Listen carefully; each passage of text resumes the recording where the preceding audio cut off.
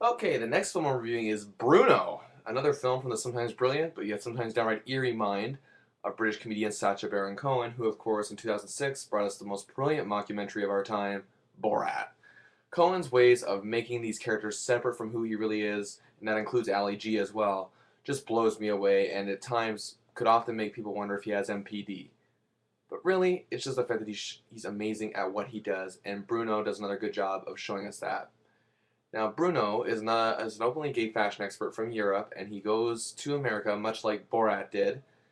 But the difference here is that he's going to America to become more famous, and he places himself in situations, of course, like the character of Borat, with either celebrities or real life figures, and give them this character who's so over the top in his flamboyance and charisma that the reactions are almost as every bit as funny as Borat was.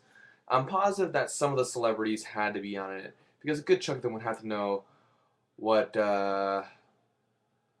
what Cohen's all about by now, and yeah, and you can't pull all that stuff off without somebody knowing a little something about it.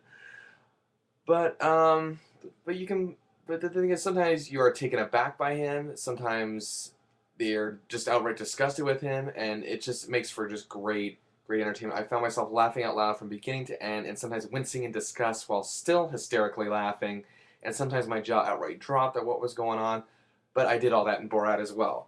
The things the things he does involves many victims of his comedic stylings. That include politician Ron Paul, Paula Abdul, of course, Harrison Ford, Chris Martin of Coldplay, Elton John, Slash, Bono, Sting, and many others. Now, for Cohen to boldly deliver this kind of comedy takes a type of intestinal fortitude that I can hardly even imagine.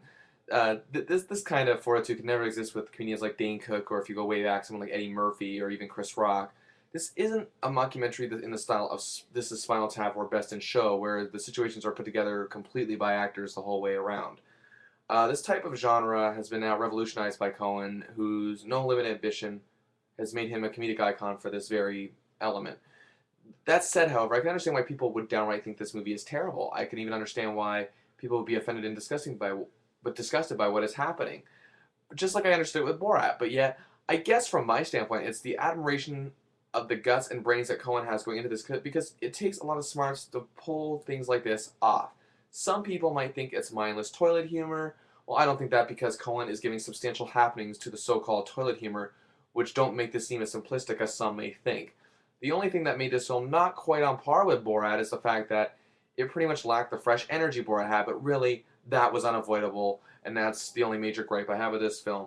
And really, if you think about it, yeah, there's nothing you can do to put that out of the way. But yet the minor gripe, which also ties into that, is the fact that some of the targets were easy targets and lacked in terms of reaction. And I think a lot of the celebrities, like Paula Abdul or whatever, were in on the joke. It just didn't come off as really real to me. Maybe it was, I don't know, but it just didn't seem that way. I'm just guessing at this point. However, everything else, no matter what, was on the money here. Cohen still shows us why he's just one of a kind. So Bruno gets 4 stars out of 5.